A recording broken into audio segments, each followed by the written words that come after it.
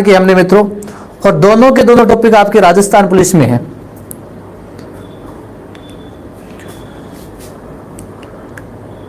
हाँ चलिए, प्रजामंडल देखिए मित्रों, प्रजामंडल का शाब्दिक अर्थ क्या होता है?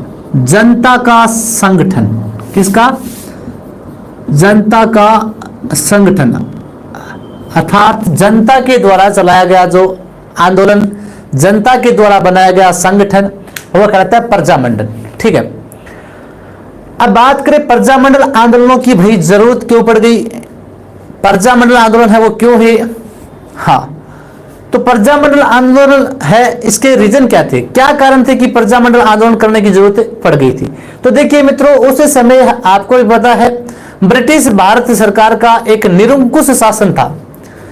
जो जनता, यहाँ की देशी रियासतों की जनता है, वो उनसे परेशान हो चुकी थी। तो ब्रिटिश भारत सरकार का जो निरंकुश शासन था, उस निरंकुश शासन के विरुद्ध यहाँ की जो देशी रियासतों की जनता है, वह है उससे क्या गई थी, परेशान हो गई थी। और यहाँ पर देशी रियासतों में जो उत्तरदायी शासन है, उस उत्तरदायी शासन की स्थापना के लिए ही यहाँ पर है प्रजामंडल आंदोलन हुए थे। तो आप कह सकते हैं मुख्य उद्देश्य क्या था? प्रजामंडलों का मुख्य उद्देश्य था उत्तरदायी शासन की स्थापना करना, उत्तरदायी शासन की स्थापना करना। प्रजामंडलों का जो मुख्य उद्देश्य था, वो मुख्य उद्देश्य क्या था मित्रों? उत्तरदायी शासन की स्थापना करना। अर्थात यहाँ की जो जनता है, उस जनता को राजनीतिक अधिकार प्राप्त हो वहां के, और जन जागृति के द्वारा उनमें उत्तरदायी शासन की स्थापना करना ही प्रजामंडलों का क्या था मित्रों? मुख्य उद्देश्य था। ठीक है, देखिए बात की जाए 1918 की, हमने पहले भी चर्चा की थी। 1918 में देशी रियासतों में जन जागृति पैदा करने के लिए, देशी रियासतों में उत्तरदायी शासन की स्थापना करने के लिए एक राजपूताना मध्य भारत सभा की स्थापना हुई थी। राजपूताना मध्य भारत सभा, राजपूताना मध्य भारत सभा की स्थापना कब हुई थी मित्रों? 1918 में। क्यों हुई थी? देशी रियासतों में राजनीतिक चेतना उत्पन्न करने के लिए, देशी रियासतों में उत्तरदायी शासन की स्थापना के लिए राजपूताना मध्य भारत सभा की स्थापना कब हुई थी? 1918 में हुई थी। जिसका जो प्रथम अधिवेशन है, इसका जो प्रथम अधिवेशन है मित्रों, यह प्रथम अधिवेशन हुआ था दिल्ली में। राजपूताना मध्य भारत सभा का प्रथम अधिवेशन कहां हुआ था? दिल्ली में हुआ था मित्रों। और दिल्ली में जो इसके अध्यक्ष थे, वो अध्यक्ष थे गिरधर शर्मा। कौन थे? गिरधर शर्मा है इसके अध्यक्ष थे। जबकि जो राजपूताना मध्य भारत सभा है, इसका जो अध्यक्ष बनाया गया था, वो अध्यक्ष किसको बनाया था? वो अध्यक्ष बने थे मित्रों जमनालाल बजाज। कौन थे? जमनालाल बजाज है, वो इसके अध्यक्ष थे। राजपूताना मध्य भारत सभा का जो कार्यालय रखा गया था, वो कार्यालय कहां था मित्रों? राजपूताना मध्य भारत सभा का कार्यालय कानपुर में, मुख्य कार्यालय कहां था? कानपुर में। और आपको राजस्थान में पूछे कि राजस्थान में जो राजपूताना मध्य भारत सभा का जो कार्यालय है, वो कहां पर था? वो था अजमेर में। कहां पर था? अजमेर में है राजपूताना मध्य भारत सभा का कार्यालय था। ये आपको ध्यान में रखना है। तो आपको ध्यान में रखना है। नमस्कार शेखावत जी, बिल्कुल स्वागत आपका भी सैनी जी। तो 1918 में देशी रियासतों में जन जागृति के लिए, उत्तरदायी शासन की स्थापना के लिए राजपूताना मध्य भारत सभा की स्थापना होती है, जिसका प्रथम अधिवेशन दिल्ली में गिरधर शर्मा की अध्यक्षता में हुआ था। राजपूताना मध्य भारत सभा के जो अध्यक्ष थे वो जमनालाल बजाज थे। इसका जो मुख्य कार्यालय है वो कानपुर रखा गया था, जबकि राजस्थान में इसका कार्यालय कहां पर था? अजमेर में इसका कार्यालय था। ठीक है, अब देखिए मित्रों, जो प्रजामंडल आंदोलन है, इन प्रजामंडल आंदोलनों को कांग्रेस ने सबसे पहले मान्यता है वो किस अधिवेशन में दी? प्रजामंडल जो आंदोलन हुए थे, इनको जो कांग्रेस ने सबसे पहले, एक कांग्रेस का हरिपुरा अधिवेशन हुआ था।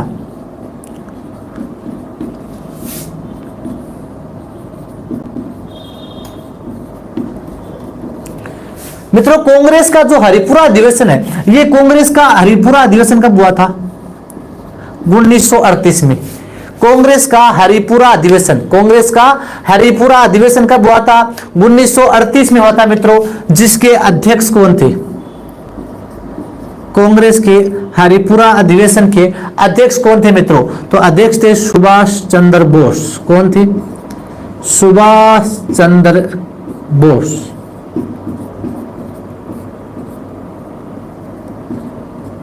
हाँ, तो आपसे पूछ ले कांग्रेस के किस अधिवेशन में सबसे पहले देशी रियासतों में प्रजा मंडलों को मान्यता दी गई?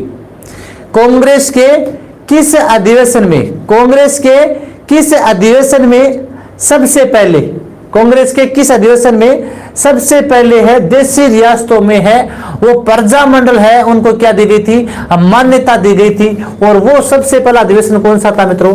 कांग्रेस का था हरिपुरा अधिवेशन। कौन सा था? कांग्रेस का हरिपुरा अधिवेशन 1938 में हुआ था मित्रों, जिसके अध्यक्ष सुभाष चंद्र बोस थे। और यह प्रश्न सेकंड ग्रेड 2018 में आ भी रखा है मित्रों, ध्यान रखना कि कांग्रेस का हरिपुरा अधिवेशन वाला पूछा था एग्जाम में कि कांग्रेस ने अपने किस अधिवेशन में सबसे पहले प्रजामंडलों को मान्यता दी थी। तो प्रजामंडलों को समर्थन दिया था। तो प्रजामंडलों को सबसे पहले जो समर्थन दिया था मित्रों, वो सबसे पहले समर्थन इसी हरिपुरा अधिवेशन में दिया था डॉक्टर जो सुभाष चंद्र बोस है, इसके अध्यक्ष थे। इसके बाद है वो सुभाष चंद्र बोस है मित्रों, यहाँ पर राजस्थान में जोधपुर में भी आते हैं, जिसकी हम चर्चा जब मारवाड़ प्रजामंडल पढ़ेंगे वहां पर करेंगे। तो इतना हमने अब तक पढ़ा है मित्रों प्रजामंडल आंदोलन में। प्रजामंडल का शाब्दिक अर्थ क्या होता है? जनता का संगठन। अर्थात यहाँ पर ब्रिटिश भारत का जो निरंकुश शासन था, उस निरंकुश शासन के विरुद्ध उत्तरदायी शासन की स्थापना के लिए प्रजामंडल आंदोलनों की स्थापना हुई थी, प्रजामंडलों की स्थापना हुई थी। 1918 में राजपूताना मध्य भारत सभा का राजपूताना मध्य भारत सभा है, इसकी स्थापना हुई थी।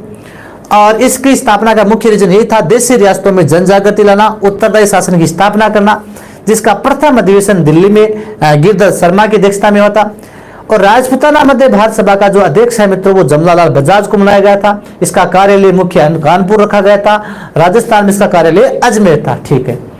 कांग्रेस का हरिपुरा अधिवेशन 1938 में हुआ था मित्रों, और इस हरिपुरा अधिवेशन में सबसे पहले कांग्रेस ने है प्रजामंडलों को है मान्यता दी थी, प्रजामंडलों को समर्थन प्रदान किया था। ठीक है।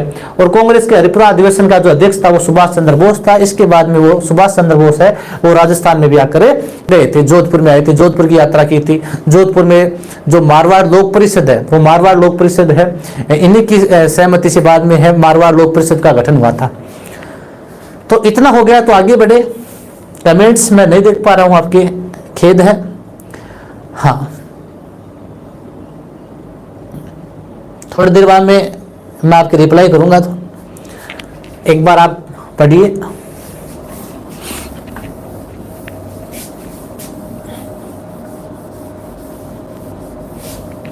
अब मित्रों हम एक एक करके 1 बाय 1 करके प्रजामंडल आंदोलन पढ़ते हैं, शुरुआत करते हैं मित्रों प्रजामंडल आंदोलन की।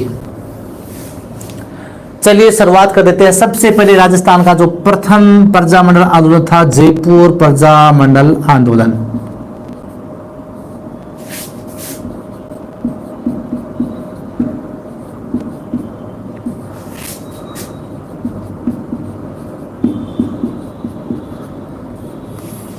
राजस्थान का प्रथम प्रजामंडल आंदोलन, राज्य का प्रथम प्रजामंडल आंदोलन, प्रथम प्रजामंडल आंदोलन कौन सा था? जयपुर का था।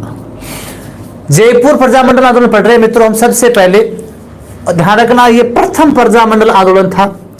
और जयपुर में मित्रों जो जयपुर की जनता थी, उनमें जो जन जागृति लाने का कार्य किया था, जयपुर की जनता में जन जागृति लेकर आए थे। वो जन जागृति कौन लेकर आए थे? तो जयपुर की जनता में जन जागृति लाने का श्रेय, या जयपुर में जन जागृति का जो जनक बोल सकते हो आप, जयपुर में जन जागृति का जनक किसे कहते हैं? किसे कहते हैं मित्रों? मैंने बताया भी था आपको, अर्जुन लाल शेट्टी। कौन थे? अर्जुन लाल शेट्टी। तो मित्रों अर्जुन लाल सेठी को जयपुर में जन जागृति का क्या कहते हैं मित्रों, जनक कहते हैं। जयपुर की जनता में सबसे पहले जन जागृति है, राजनीतिक चेतना है, जन जागृति अपने अधिकारों के प्रति है, जो एक ललक सिखाई थी वो थे आपके अर्जुन लाल सेठी थे। और सेठी के बारे में हमने काफी सारी चर्चा की थी मित्रों। इन्होंने मित्रों जयपुर में देखो पहले तो एक जैन शिक्षा प्रचारक समिति की स्थापना की थी। जैन शिक्षा प्रचारक समिति की स्थापना की थी 1905 में, जैन शिक्षा प्रचारक समिति 1905। इसके बाद में इन्होंने मित्रों जयपुर में है जैन वर्धमान विद्यालय, जयपुर में ही जैन वर्धमान विद्यालय, जयपुर में एक जैन वर्धमान विद्यालय की स्थापना की थी 1907 में। हमने चर्चा की थी जब मैंने आपको प्रमुख क्रांतिकारी पढ़ाए थे, उसमें इसके बात की चर्चा की थी। और मित्रों जो जैन वर्धमान विद्यालय इसके बारे में मैंने बताया भी था आपको कि इसमें जो प्रमुख क्रांतिकारी थे जैसे रास बिहारी बोस के साथ काम करने वाले थे, प्रताप सिंह बारड थे, जोरावर सिंह बारड थे, इसके अलावा भी कई क्रांतिकारी थे मित्रों, मानक चंद, मोती चंद, ये सभी है मित्रों इसी जैन वर्धमान विद्यालय से प्रशिक्षित थे। अर्थात क्रांतिकारियों का गढ़ बोल सकते हैं आप। तो क्रांतिकारियों को जो प्रशिक्षण दिया जाता था वह जैन वर्धमान विद्यालय में दिया जाता था। अर्जुन लाल सेठी के द्वारा यह स्थापित किया गया था। और अर्जुन लाल सेठी के बारे में मैंने आपको यह भी बताया था, जब जयपुर के शासक सवाई माधो सिंह, जो सवाई माधो सिंह सेकंड थे, उन्होंने अर्जुन लाल सेठी से कहा कि मैं आपको प्रधानमंत्री बना दूंगा, आप क्यों आंदोलन कर रहे हो यहाँ पर।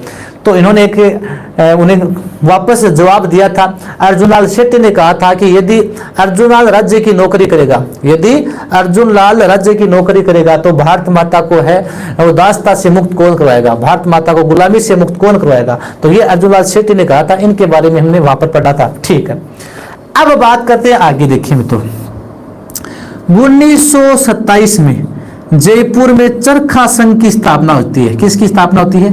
जयपुर में चरखा संघ की स्थापना 1927 में जयपुर में चरखा संघ की स्थापना करते हैं कौन? जमना लाल बजाज। कौन करते हैं? जमना लाल बजाज है मित्रों। ये जमना लाल बजाज जयपुर में चरखा संघ की स्थापना करते हैं 1927 में करते हैं। और ये जो चरखा संघ है पहले अजमेर में था, अजमेर में 1925 में स्थापना हुई थी। अजमेर से 1927 में अजमेर से इसको स्थानांतरित किया गया जयपुर में जमना लाल बजाज ने, और यहाँ पर चरखा संघ की स्थापना करके स्वदेशी आंदोलन को बढ़ावा दिया। जमना लाल बजाज ने यहाँ पर स्वदेशी आंदोलन को यहाँ पर क्या दिया मित्रों? बढ़ावा दिया। अब आपको देखो मित्रों प्रजामंडलों में याद क्या करना है, सबसे इंपॉर्टेंट प्रजामंडलों में एग्जाम में 80% क्वेश्चन पूछते हैं। या तो उस प्रजामंडल का है जो संस्थापक है, या तो प्रजामंडल का आपको पूछेगा संस्थापक, इसका संस्थापक कौन था। हर प्रजामंडल की एक तो संस्थापक और इसकी स्थापना वर्ष, ये एग्जाम में मित्रों सबसे ज्यादा पूछे जाते हैं। हालांकि इसके अलावा देखो हम सारी चर्चा करेंगे, हर प्रजामंडल में सारी चर्चा करेंगे, डिस्कस करेंगे, मेन जो पॉइंट ऑफ व्यू है एक भी नहीं छोड़ेंगे। लेकिन फिर भी आपको ध्यान में रखना है कि प्रत्येक प्रजामंडल की एक तो आपको डेट यानी किस वर्ष में वो स्थापित हुआ था, दूसरा उसका संस्थापक, ये दो चीजें आपको हर प्रजामंडल में पढ़नी है। तो अब हम स्टार्ट करते हैं यहां से। देखिए जयपुर प्रजामंडल की जो स्थापना है वो स्थापना किसने की थी? जयपुर प्रजामंडल की स्थापना की थी कपूर चंद पाटनी ने। किसने की थी?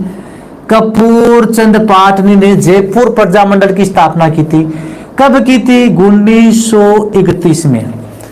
तो ये दोनों चीजें आपको ब्रैकेट में याद रखनी है। जिन जिन चीजों को स्थापना और संस्थापक, इन दोनों को आपको ब्रैकेट में लिखना है, हर बार ध्यान रखना इंपॉर्टेंट है।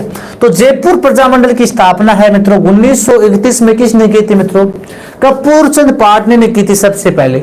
अब देखिए मित्रों कपूर चंद पाटनी ने जिस प्रजामंडल की स्थापना की थी वो एक निष्क्रिय संस्था रही। निष्क्रिय अर्थात लोगों में एक प्रकार से राजनीतिक चेतना है, उस राजनीतिक चेतना को जगाने में असमर्थ रही। यह संस्था है लोगों में जन जागृति है फैलाने में असमर्थ रही, इसलिए ये क्या रही? एक निष्क्रिय संस्था रही। इसीलिए मित्रों इसका इसी प्रजामंडल का पुनर्गठन हुआ। जयपुर प्रजामंडल का क्या हुआ मित्रों? पुनर्गठन हुआ। और ये पुनर्गठन हुआ 1936-37 में। किसकी अध्यक्षता में हुआ था? पुनर्गठन किया था जमना लाल बजाज ने। किसने किया था?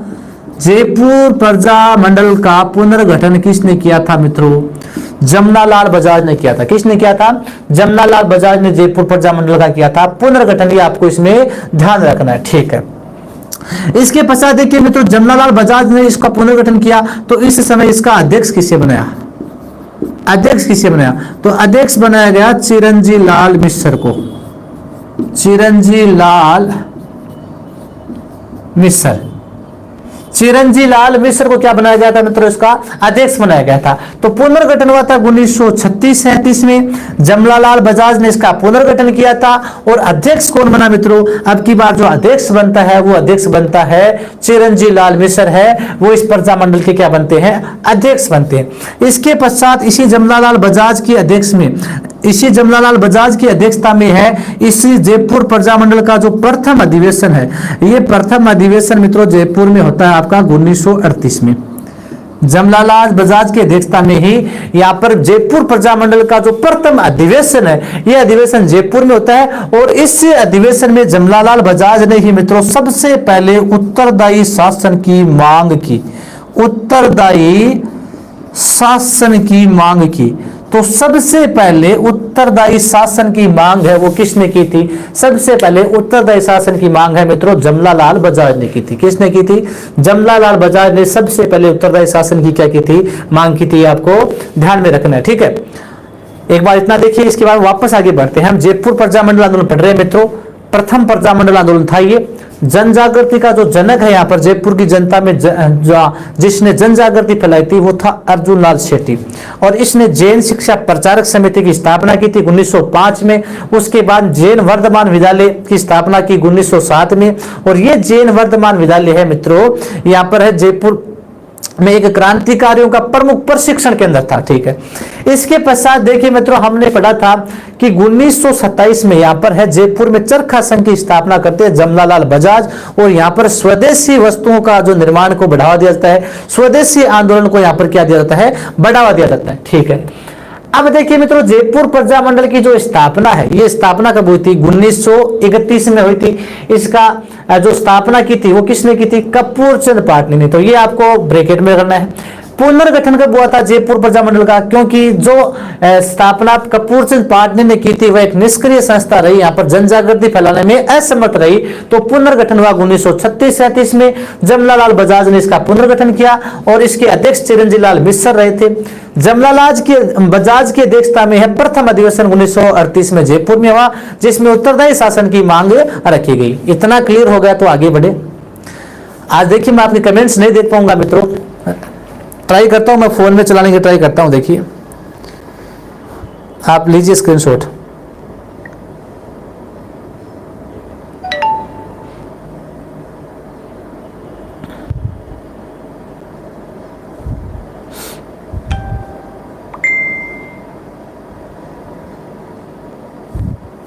क्लियर हो रहा है मित्रों? हाँ जी क्लियर हो रहा है मित्रों। इंटेलिजेंट गर्ल, मयंक जी, सुमन जी, बलदेव जी, इतना सबके समझ आ गया? देखिए आपके यहाँ पर थोड़ा सा टेक्निकल इश्यू वजह से मैं आपके कमेंट्स नहीं देख पा रहा था। चलिए आगे, चलिए चलिए मित्रों आगे चलते हैं।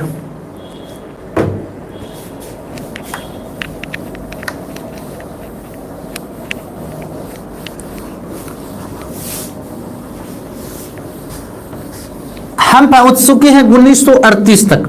अब देखिए मित्रों 1939 में, फरवरी 1939 में, फरवरी 1939 में जयपुर में होता है क्या मित्रों? सत्याग्रह। क्या होता है?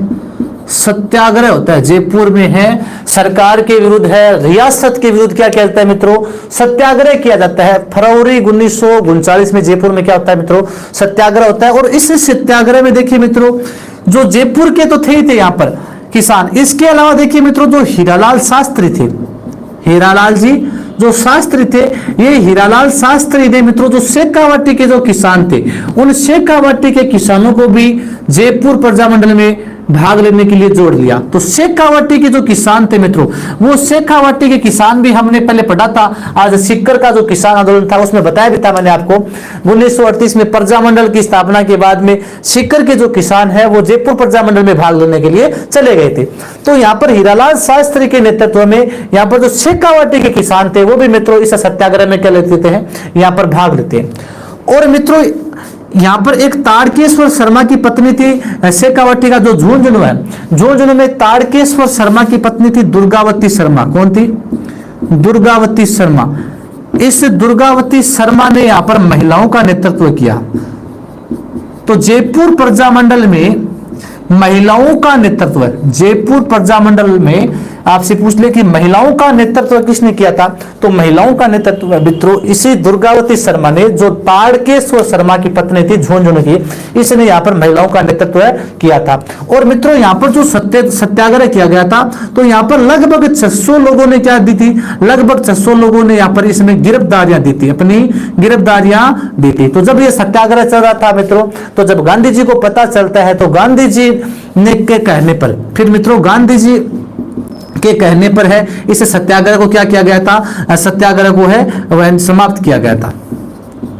तो अर्थात जो सत्याग्रह है उस सत्याग्रह को बाद में समाप्त किसने करवाया था, गांधी जी ने। यहाँ पर जो आंदोलन कर रहे थे किसान है, उन गांधी जी के कहने पर किसान शांत हुए और सत्याग्रह को क्या किया था, समाप्त किया गया। तो फरवरी 1939 में मित्रों यहाँ पर सत्याग्रह होता है। हीरालाल शास्त्री के कहने पर शेखावाटी जो किसान है वो भी जुड़ जाते हैं। दुर्गावती की शर्मा, जो दुर्गावती शर्मा थी, इसके नेतृत्व में महिलाओं का यहाँ पर महिलाएं हैं वो भी इस सत्याग्रह में भाग लेती है। 600 लोग है यहाँ पर आंदोलन करते हैं और यहाँ पर क्या है, गिरफ्तारियां देती है। फिर गांधी जी के कहने पर सत्याग्रह क्या हुआ, समाप्त हुआ। ठीक है, अब देखिए मित्रों 1940 में प्रजामंडल के जो अध्यक्ष है वो अध्यक्ष बन जाते हैं हीरालाल शास्त्री। कौन बनते हैं? प्रजामंडल के जो अध्यक्ष बनते हैं कौन, हीरालाल शास्त्री। 1940 में प्रजामंडल के अध्यक्ष कौन बन जाते हैं, हीरालाल शास्त्री मित्रों प्रजामंडल के क्या बन जाते हैं, अध्यक्ष बन जाते हैं। 1940 में है वो अध्यक्ष बन जाते हैं। और इसके पश्चात मित्रों 2 अप्रैल 1940 को क्या हो जाता है, समझौता होता है। समझौता किस किस के मध्य होता है, प्रजामंडल और जो जयपुर राज्य की रियासत थी, तो प्रजामंडल और रियासत के मध्य क्या हो जाता है, एक समझौता हो जाता है। और उस समझौते के आधार पर प्रजामंडल को क्या दी गई, मान्यता प्रदान दी गई। तो देखिए 1940 में मित्रों है 2 अप्रैल 1940 को है हीरालाल शास्त्री जब अध्यक्ष बनते हैं, तो इसके बाद में प्रजामंडल और जयपुर राज्य की जो रियासत है उनके मध्य क्या होता है, समझौता हो जाता है। और उस समझौते के तहत है मित्रों है इस प्रजामंडल को क्या दी जाती है, यहाँ पर मान्यता प्रदान की जाती है। ठीक है, अब देखिए मित्रों 1942 की घटना। 1942 में देश में क्या चल रहा था इस समय, भारत छोड़ो आंदोलन। क्या चल रहा था, भारत छोड़ो आंदोलन। 1942 में देश में चल रहा था मित्रों भारत छोड़ो आंदोलन है वो 1942 में चल रहा था। इसी समय 1942 में एक जेंटलमैन समझौता होता है। जेंटलमैन समझौता, क्या समझौता है, जेंटलमैन समझौता, जिसकी चर्चा हमने पीछे की थी। किस किस के मध्य होता है, हीरालाल शास्त्री जी। कौन थे, शास्त्री जी। वह जयपुर का प्रधानमंत्री अर्थात स्वाभिमान सिंह द्वितीय का प्रधानमंत्री था मिर्जा इस्माइल। कौन था, मिर्जा इस्माइल। इन दोनों के मध्य होता है। हाँ, तो जेंटलमैन समझौता है वो किस किस के मध्य होता है, हीरालाल शास्त्री और जयपुर के जो प्रधानमंत्री थे वो थे मिर्जा इस्माइल। इन दोनों के मध्य ये जेंटलमैन समझौता होता है 1942। भारत छोड़ो आंदोलन के समय की बात है। उस समय भारत में जो भारत छोड़ो आंदोलन चल रहा था, इसी समय जयपुर में क्या होता है, जेंटलमैन समझौता होता है 1942 में। शास्त्री, हीरालाल शास्त्री और मिर्जा इस्माइल जो प्रधानमंत्री थे जयपुर के उस समय के, स्वाभिमान सिंह के। अब देखो मित्रों इस समझौते में क्या होता है, समझौते के आधार पर यह बात रखी गई कि जो जयपुर रियासत की जो जनता है उस जनता के अधिकारों की रक्षा की जाएगी। सरकारी कार्यों में उसकी भूमिका को बढ़ाया जाएगा। सरकारी कार्यों में जो जयपुर की जनता है उसकी भूमिका को बढ़ाया जाएगा। इसके अलावा है जो जयपुर रियासत है, ये जयपुर रियासत है अंग्रेजों को विश्व युद्ध में सहायता नहीं देगी। जयपुर रियासत अंग्रेजों को विश्व युद्ध में क्या नहीं देगी, विश्व युद्ध में सहायता नहीं देगी। ठीक है, विश्व युद्ध में सहायता नहीं देगी। इसके अलावा जो जयपुर रियासत है वो भारत छोड़ो आंदोलन में भाग नहीं लेगी। भारत छोड़ो अर्थात जो प्रजामंडल के जो यहाँ के प्रजामंडल कर रहे थे, प्रजामंडल के आंदोलनकारी है, वो भारत छोड़ो आंदोलन में क्या लेंगे, भारत छोड़ो आंदोलन में भाग नहीं लेंगे। प्रजामंडल के जो यहाँ के कार्यकर्ता थे या यहाँ पे जो आंदोलनकारी थे वो भारत छोड़ो आंदोलन में भाग नहीं लेंगे। ये प्रमुख है, इसमें शर्त रखी गई थी। तो जेंटलमैन समझौते में क्या क्या शर्तें रखी गई, एक तो यहाँ की जो जनता है, स्थानीय जनता है, उसकी सरकारी कार्यों में है उसकी भागीदारी रहेगी। विश्व युद्ध में है यहाँ पर जो जयपुर रियासत है वो कोई भी अंग्रेजों की सहायता नहीं करेगी। यहाँ पर जो प्रजामंडल के जो आंदोलनकारी है वो इसे भारत छोड़ो आंदोलन में क्या नहीं लेंगे, भाग नहीं लेंगे। ठीक है, इतना हमने करवाया। देखिए एक बार वापस देख लीजिए, जयपुर प्रजामंडल में फरवरी 1939 में जयपुर में सत्याग्रह होता है। हीरालाल शास्त्री के नेतृत्व में शेखावटी के किसान पहुंचते हैं। दुर्गावती शर्मा है यहाँ पर महिलाओं का नेतृत्व करती है। 600 लोग गिरफ्तारी देते हैं। गांधी जी के कहने पर यह सत्याग्रह समाप्त किया जाता है। ठीक है, 1940 ईस्वी में अध्यक्ष बनते हैं हीरालाल शास्त्री प्रजामंडल के। हीरालाल शास्त्री ने 2 अप्रैल 1940 को रियासत के साथ समझौता किया जिसमें प्रजामंडल को मान्यता प्रदान की गई। 1942 में जब भारत में भारत छोड़ो आंदोलन चल रहा था उस समय जेंटलमैन समझौता होता है। हीरालाल शास्त्री और मिर्जा इस्माइल के मध्य एक जेंटलमैन समझौता होता है जिसके तहत है मित्रों रियासत है वो विश्व युद्ध में भाग नहीं लेगी, अंग्रेजों की तरफ से सहायता नहीं करेगी अंग्रेजों की। भारत छोड़ो आंदोलन में जो आंदोलनकारी है यहाँ के वो उस समय भारत छोड़ो आंदोलन में भाग नहीं लेंगे। ठीक है, तो ये यहां तक हमने किया है, इतना क्लियर हो गया। तो आगे बढ़े मित्रों,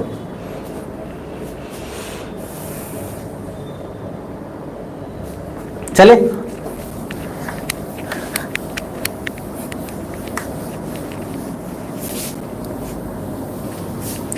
अब देखिए मित्रों यहां तक हो गया।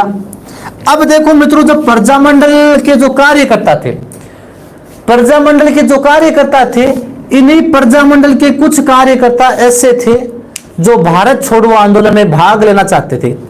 अर्थात शास्त्री जी ये बात कह चुके थे कि यहां पर है भारत छोड़ो आंदोलन में है जयपुर रियासत भाग नहीं लेंगी। अर्थात आप कह सकते एक प्रकार से प्रथम रियासत जिसने भारत छोड़ो आंदोलन में भाग नहीं लिया वह जयपुर थी और दूसरी थी अलवर। ठीक है, अब देखिए मित्रों यहां पर कुछ कार्यकर्ता प्रजामंडल के कुछ कार्यकर्ता ऐसे थे जो ये चाहते कि हम भारत छोड़ो आंदोलन में भाग लेंगे।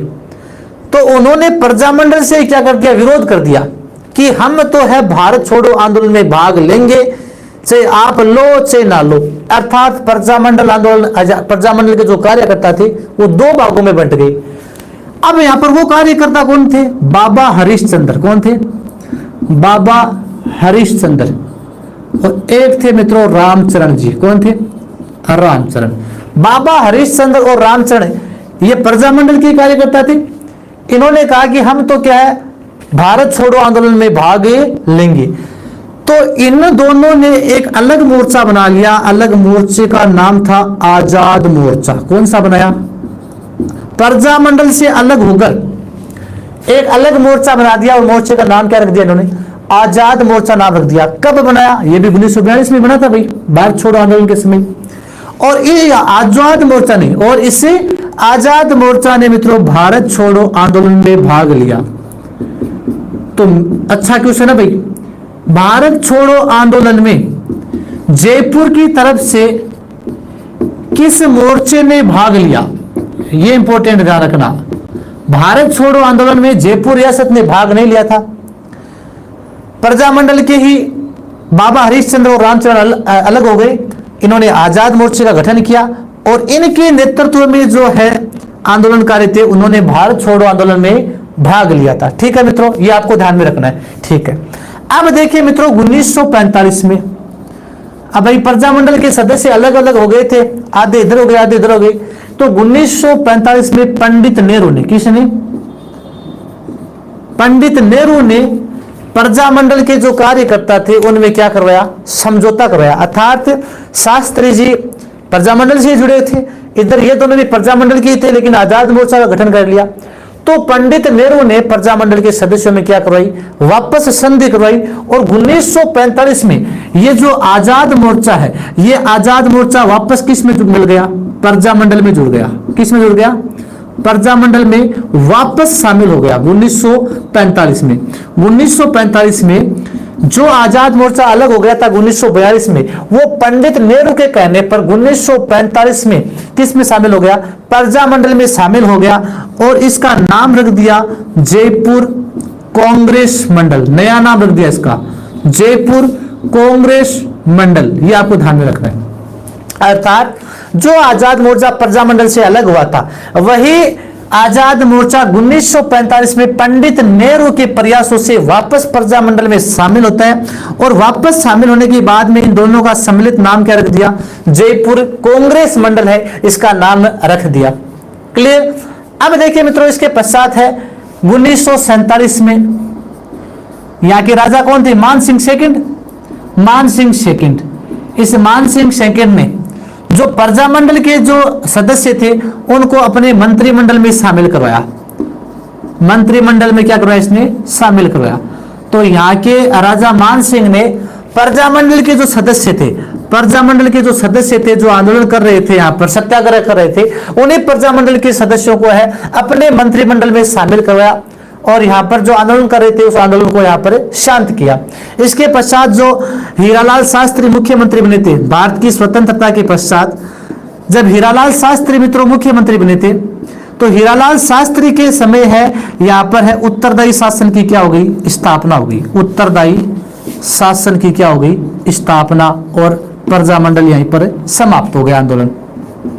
तो ये था आपका मित्रों जयपुर प्रजामंडल आंदोलन। वापस देखिए, बाबा हरिश्चंद्र और रामचंद्र ने अलग आजाद मोर्चा बनाया 1942 में, जिसने भारत छोड़ो आंदोलन में भाग लिया। उसके पश्चात पंडित नेहरू ने 1945 में इन दोनों का वापस विलय करा दिया। आजाद मोर्चे का विलय प्रजामंडल में हुआ और नया नाम रख दिया जयपुर कांग्रेस मंडल। ठीक है। 1947 में मान सिंह सेकंड ने अपने मंत्रिमंडल का विस्तार किया और प्रजामंडल के कुछ सदस्यों को अपने मंत्रिमंडल में शामिल किया। फिर भारत की स्वतंत्रता के बाद जब हीरालाल शास्त्री जी मित्रों यहाँ पर मुख्यमंत्री बनते हैं तो जयपुर में इन्होंने उत्तरदायी शासन की स्थापना की। इस प्रकार यह आंदोलन समाप्त होता है। तो आप लीजिए स्क्रीनशॉट, मैं आपके कुछ रिप्लाई दे देता हूं। हाँ जी, रामनिवास जी सैनी समझ आ रहा है, कृष्णा जी रानावत, राकेश जी उदयपुर, रामनिवास जी, हिम्मत कंवर जी, राकेश जी,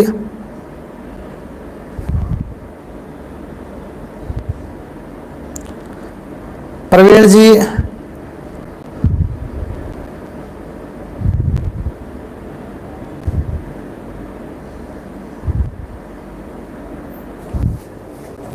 जीतू जी पवार, ईसा जी मंजुल, बाल भारती जी, देखिए आज कमेंट्स वहां पर नहीं रिप्लाई कर पाऊंगा। प्यार सिंह जी जाट, नमस्कार जी। गोवर्धन जी, संदीप जी कुमावत, अनिल जी बिश्नोई, स्वागत आपका भी। ईसा मंजुल, जयपुर प्रजामंडल मित्रों हमने पढ़ा है। जीतू जी पवार, गोवर्धन जी, संदीप जी, मोनिका जी, देवीलाल जी, रामनिवास जी, सलीम जी खान। हाँ, ये हमारा मित्रों है वो आपका जयपुर प्रजामंडल था। अब इसके बाद में बिल्कुल बलदेव जी अब आगे बढ़ते हैं। देखिए हम, हाँ आगे बढ़ते हैं मित्रों। इसके बाद में देखिए एक 1931 में एक छोटा सा और हुआ था मित्रों, बूंदी प्रजामंडल।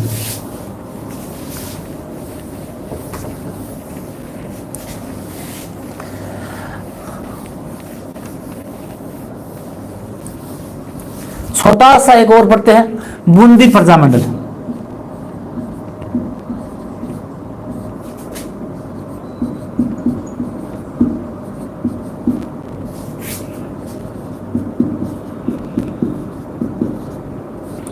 हाँ, अब बात करें मित्रों इस बूंदी प्रजामंडल आंदोलन की, तो यहां पर जो जन जागृति का कारण था कि यहां पर जन जागृति कैसे पनपी, तो बूंदी में जो जन जागृति पनपी थी मित्रों, वो पनपी थी यहां पर। देखिए मित्रों, इससे पहले बूंदी के पास में तो बिजोलिया किसान आंदोलन हुआ था, यहीं पर भी बूंदी का आंदोलन हुआ था। बूंदी में बेंगो किसान आंदोलन हुए थे।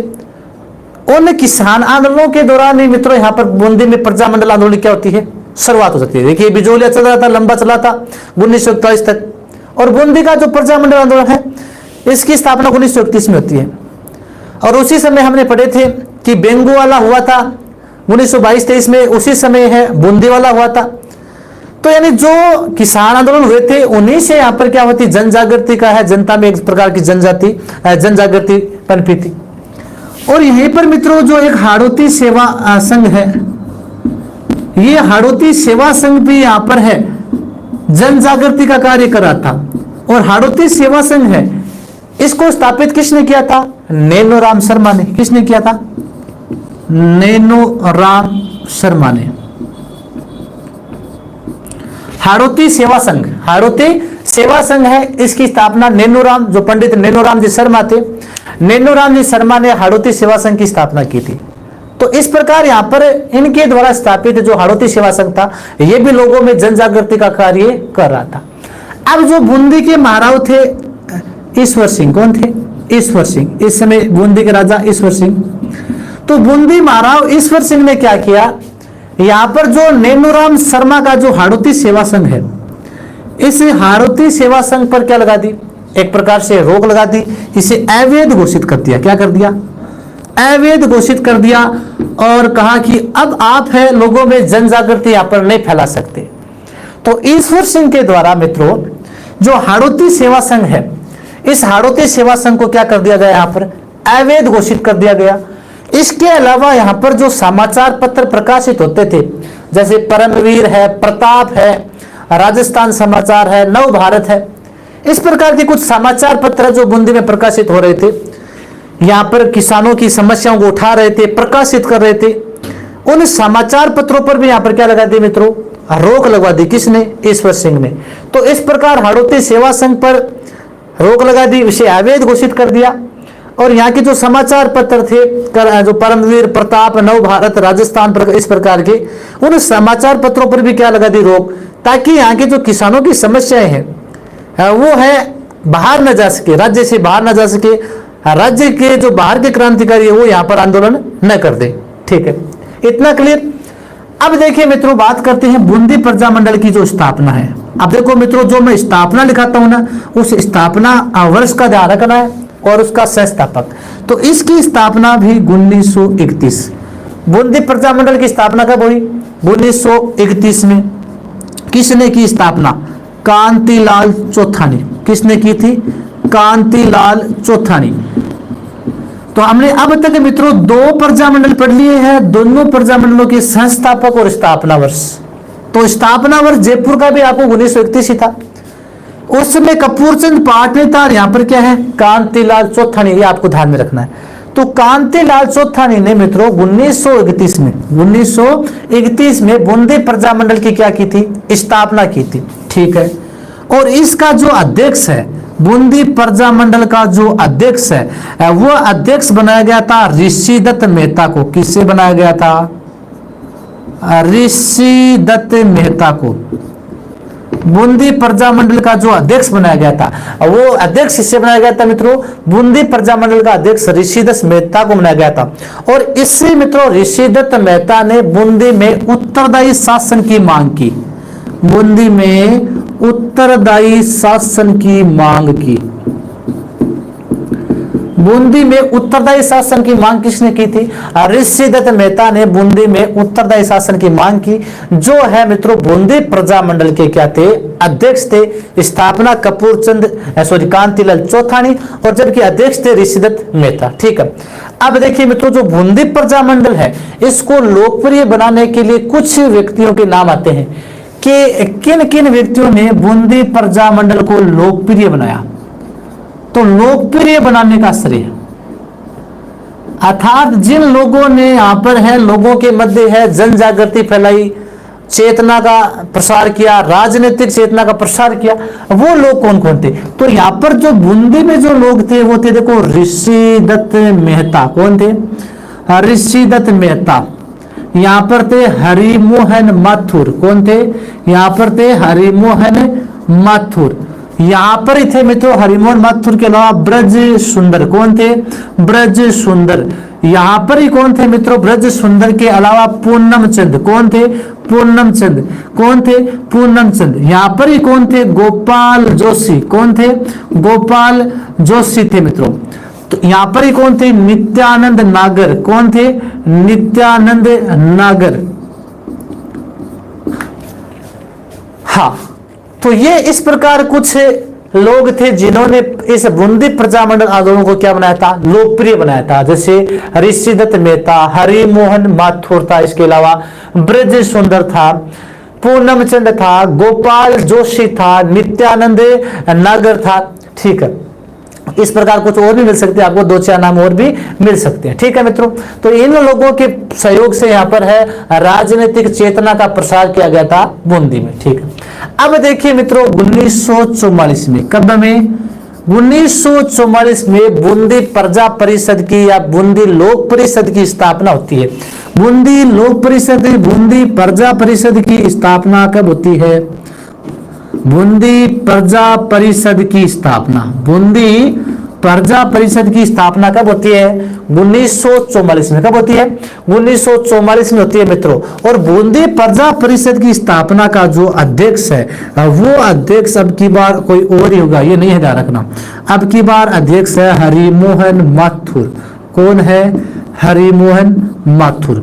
बूंदी प्रजा परिषद की स्थापना 1944 में होती है और जिसका अध्यक्ष कौन था? हरिमोहन माथुर। इसका क्या था मित्रों? हरिमोहन माथुर है, इसका क्या था? अध्यक्ष था। ठीक है, अब इसी बूंदी प्रजा परिषद के द्वारा, इसी बूंदी प्रजा परिषद के द्वारा 1945 में है वो बूंदी में एक जुलूस निकाला जा रहा था। क्या निकाला जा रहा था? जुलूस निकाला जा रहा था। एक सभा का आयोजन किया गया। उसके पश्चात यहाँ के जो कार्यकर्ता थे उन कार्यकर्ताओं ने यहाँ पर क्या निकाला मित्रों? जुलूस निकाला। और जब कार्यकर्ताओं ने जुलूस निकाला तो यहाँ पर पुलिस के द्वारा लाठीचार्ज किया गया। और वहां पर पुलिस द्वारा जब लाठीचार्ज किया गया तो बूंदी का एक वकील था, वकील का नाम था कल्याणमल। बूंदी के वकील का नाम क्या था? कल्याणमल। और ये कल्याणमल क्या हो गया? शहीद हो गया। तो बूंदी प्रजामंडल आंदोलन में 1945 में जब प्रजा परिषद के द्वारा शहर के मध्य जुलूस निकाला गया तो उस जुलूस में लाठीचार्ज किया गया पुलिस के द्वारा। और यहाँ का बूंदी का जो वकील था कल्याणमल, ये कल्याणमल क्या हो गया मित्रों? शहीद हो गया। इसके बाद में जी मित्रों जो संविधान निर्मात्री सभा है, संविधान निर्मात्री सभा बैठी थी 1946 में, उसके पश्चात संविधान लागू हुआ था हमारा। तो संविधान निर्मात्री सभा ने है बूंदी में उत्तरदायी शासन की स्थापना के लिए मांग रखी, उत्तरदायी शासन की घोषणा की कि बूंदी में उत्तरदायी शासन की क्या की जाएगी? घोषणा की जाएगी, उत्तरदायी शासन की स्थापना की जाएगी। तो बूंदी में उत्तरदायी शासन की स्थापना है, इसकी घोषणा वो संविधान निर्मात्री सभा करती है। हमारी संविधान निर्मात्री सभा है वो बूंदी में उत्तरदायी शासन की स्थापना की घोषणा करती है। लेकिन उससे पहले ही है ये बूंदी है मित्रों, राजस्थान का सेकंड चरण हुआ था पूर्व राजस्थान संघ, एकीकरण का पूर्व राजस्थान संघ। और उस पूर्व राजस्थान संघ में है मित्रों विलय हो गया था। पूर्व राजस्थान संघ है, इसकी बात की जाए तो ये 25 मार्च 1948 को इसका गठन हुआ था। 25 मार्च 1948 को जब एकीकरण के समय पूर्वी राजस्थान संघ का निर्माण हुआ था जिसमें 9 रियासतें जुड़ी थी मित्रों। उन्हीं 9 रियासतों में एक बूंदी रियासत का भी विलय हो गया था। उसके पश्चात यहाँ पर उत्तरदायी शासन की स्थापना हो जाती है। तो ये है आपका बूंदी प्रजामंडल। छोटा सा है मित्रों, एक बार देख लीजिए। यहाँ पर बूंदी प्रजामंडल आंदोलन में जन चेतना का कार्य किया था, बिजोलिया आंदोलन उन्होंने, इसके अलावा भेंगू आंदोलन, बूंदी आंदोलन हुए थे, किसान आंदोलन, हाड़ौती सेवा संघ जिसको नैनोराम शर्मा संचालित कर रहे थे। ये यहाँ पर यहाँ की जनता थी उसमें राजनीतिक चेतना का प्रसार करने का कार्य कर रहे थे। लेकिन यहाँ के महाराव ईश्वर सिंह ने क्या किया?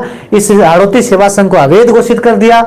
यहाँ के जो समाचार पत्र थे उन पर भी बैन लगा दिया। इसके पश्चात में मित्रों यहाँ पर 1931 में, ये इंपॉर्टेंट ध्यान रखना, ब्रैकेट में करना लिख रहे हो तो 1931 में कांतिलाल चौथानी है, इसने बूंदी प्रजामंडल की स्थापना की और इसके अध्यक्ष ऋषिदत्त मेहता बने, जिन्होंने उत्तरदायी शासन की मांगे की। ठीक है, इस बूंदी प्रजामंडल को लोकप्रिय बनाने का श्रेय है वो ऋषिदत्त मेहता, हरिमोहन महतो और ब्रज सुंदर, पूर्णम चंद्र, गोपाल जी जोशी, नित्यानंद रागर आदि नाम आते हैं। इन्होंने यहाँ पर इसको प्रसिद्ध बनाने में महत्वपूर्ण योगदान दिया था। ठीक है, 1944 में बूंदी प्रजा परिषद या बूंदी लोक परिषद की स्थापना होती है और इसका जो अध्यक्ष है वो हरिमोहन माथुर को बनाया जाता है।